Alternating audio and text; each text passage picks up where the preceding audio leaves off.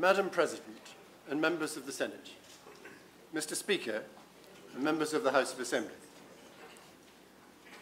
History is replete with examples of people and their governments facing challenges that tested and revealed what they are made of. The United States of America showed innovation, energy, and optimism in weathering the Great Depression. The United Kingdom demonstrated courage, composure, and defiance when it stood alone against the might of Nazi Germany. And South Africans, following the lead of Nelson Mandela, turned the other cheek to work together in their first post-apartheid election. These countries survived and progressed because their people faced the challenge and came together for the greater good. Bermuda today is facing its own distinct challenges. The 1-2 punch of Tropical Storm Faye and Hurricane Gonzalo, coming just 5 days apart, formed a challenge Bermudians have proven over time that they're well prepared to meet, drawing on the wisdom of ancestors and deep-rooted community spirit. In the storm's aftermath, Bermudians did what we have always done to recover, repairing the damage while reaching out to those in need, working as a society of helping hands to move the island forward once more. The storms revealed the living character of Bermuda, anchored to qualities of composure, pragmatism, compassion, and pride. These are qualities that matter, qualities a society needs to face down the challenges that inevitably arise. Madam President and members of the Senate, Mr. Speaker and members of the House of Assembly, there is another challenge confronting Bermuda, and unlike Faye and Gonzalo, it will not move off on its own accord. It is an economic storm that poses a grim threat to Bermuda's way of life. In the simplest terms, Bermuda is being tested by an economy no longer big enough to meet the needs of many Bermudians, and by cost and debt pressures that, if left unchecked, threaten the island's solvency and financial independence. The situation is deeply challenging. Government deficits in the past 2 fiscal years added nearly $600 million to the national debt. Interest on the debt this year totals $113.5 million, with debt service charges costing an average of $447,000 a day. Economic hardship is widely felt, with government this year setting aside an unprecedented $46.9 million in financial assistance to help people in need. These are significant facts of life for Bermuda, reflecting a situation that is unacceptable and unsustainable, constituting a national challenge that must be confronted and reversed. It is a challenge that involves everyone because the consequences involve everyone. How Bermudians respond as a people will have an impact on the future. The government is focused on actions to stimulate economic recovery and build a new foundation of opportunity to help Bermudians grow and prosper. It is pursuing a 2-track strategy to grow the economy while imposing discipline on the public purse. The primary aim is to invigorate the engines of the economy, principally tourism and international business, because of their potential to improve the lives of more people more quickly than anything else.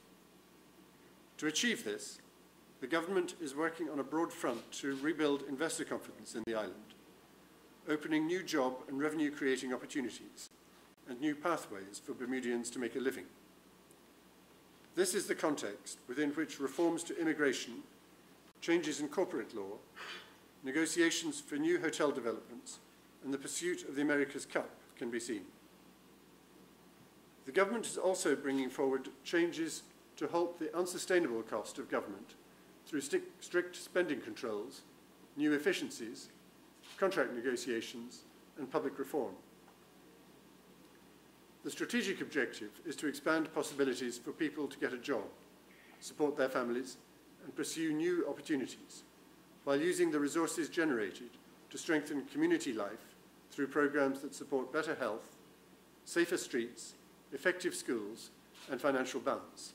In short, to build an island that works for its people. Economic recovery will continue to be the national priority. Without recovery, there can be no broad-based human recovery from the setbacks of recent years. Progress in the form of jobs and rising incomes will come as economic activity picks up, building on the strong body of evidence that shows the island is moving in the right direction. For example, Bermuda's gross domestic product, the measure of economic activity on the island, increased by almost 1% in 2013, the first growth in 5 years. New insurance company registrations for 2013 showed a remarkable 72% increase over 2012, reflecting strong increases in both traditional and alternative risk transfer sectors. The number of building permit applications in 2014 to date is 30% more than the 2013 total. Interest in hotel development has surged, with work underway at Pink Beach and the Hamilton Princess, and with plans in progress or under negotiation at Ariel Sands, Morgan's Point, Grand Atlantic, South Beach, and the St. George's Hotel project. Crime remains at its lowest levels since 2000. Progress is being made, but it is going to take community-wide effort to achieve a level of recovery that reaches into the lives of those who are suffering. Bermudians have already shown they are willing to step up and play their part for the greater good. Since the start of 2013, unionised workers agreed to pay reductions and furlough days. Cabinet ministers and the governor took a 10% pay cut. Grocers kicked in with 10% discount days, and Belco introduced a new discount regime to benefit lower consumption customers.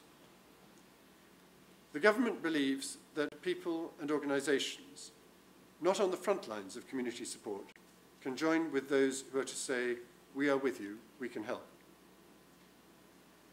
Opportunities to demonstrate solidarity and support are all around. Specific sectors of the community can step forward to set the example. Bermuda's accounting firms, for example, can support the good work of community clubs. Paying for their operations is a continuing challenge, in particular the cost of any audit or review required by the Charities Act. Accounting firms can adopt a club to help them in this regard, freeing up precious dollars to support their worthy operations. And to Bermuda's grocers, in particular Lindo's, Supermart and Marketplace, the government applauds their commitment to ease the cost of groceries with 10% discount Wednesdays from November 2013 to November 2014.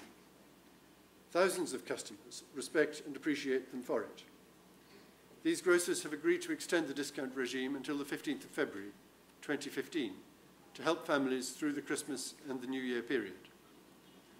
The government takes this opportunity to urge its continuation through the year for the greater good. The success of both arms of the government's economic strategy is vital for improving the quality of life. The government is encouraged by the gathering signs of recovery and by positive change in its fiscal position, with the first half of the current fiscal year showing a 6% reduction in spending and a 1.1% rise in revenue.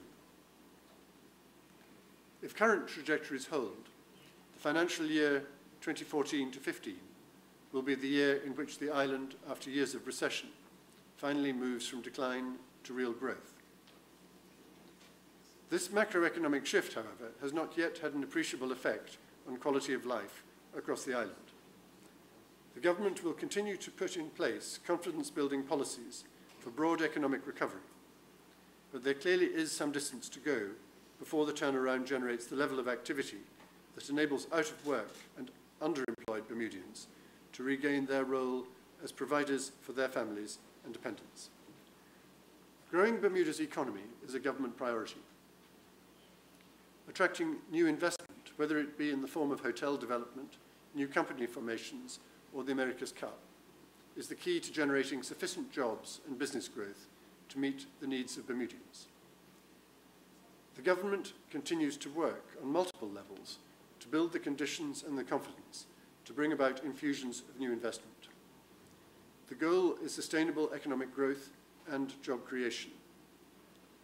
In the hotel sector, a groundswell of investor interest in new developments is translating into job and career opportunities for Bermudians. Groundbreaking is set to take place next week at Ariel Sands, the start of an $85 million cottage colony development that will create between 50 and 70 jobs during construction. Phase 2 of the $90 million Hamilton Princess redevelopment is underway, creating more than 250 construction jobs at the historic Hamilton Harbour property and at South Beach in Southampton, where the Princess Beach Club will be built. With Phase 2 construction completed by summer 2015, the hotel will be looking to hire 115 more people to staff its operations. Bermuda's pursuit of the America's Cup is another example of the government working to achieve economic growth and job creation. To that end, the government will introduce legislation in this session to establish an America's Cup Act, legislation that will be required for an America's Cup World Series racing event in 2015, and, if Bermuda is ultimately selected, to host the America's Cup finals in June 2017. In the event Bermuda has the privilege of hosting the Cup finals, experience from former host venues indicates it will have a powerful impact on our economy over the next 3 years, attracting worldwide attention and generating jobs, investment, and revenue across multiple sectors, including hospitality, construction, transport, security, retail, wholesale, real estate, and telecommunications. In the coming year, the government will seek proposals for using the Finger Peninsula at the airport as an ideal location for a large utility-scale solar photovoltaic facility. And on the 13th of November, the department will co-host an energy summit that will discuss Bermuda's energy future, the reform of the energy regulatory environment, the diversification of Bermuda's energy mix, including the introduction of liquefied natural gas, LNG, and measures to address energy conservation and efficiency. The government is acutely aware that plans to control public sector spending have generated uncertainty and fear amongst public sector employees. These feelings are understandable. Public sector workers were duly hired by the government, and the need to reform the civil service has come about through no fault of their own. The overarching reality that must be addressed is that they are employed in an organisation that Bermuda can no longer afford to maintain at current levels. The facts of the situation are indisputable. Finance Ministry figures show that the cost to run the government in financial year 2013 to 14 produced a deficit of $333 million. This year, the deficit is expected to be $267 million. While the figures show that the government, with the cooperation of the Bermuda Trade Union Congress, has made headway on deficit reduction, the situation requires deeper action. The government, consequently, will continue working with the BTUC to get under control a situation that presents a clear and present danger to the island. A working group comprised of representatives of the government and the BTUC, as well as senior technical officers, has been formed to identify opportunities to achieve a 5% savings on its operating budget for 2014 to 15. In the meantime, the government's Public Bodies Reform Act will be deferred should collaborative efforts continue to achieve budget reduction targets.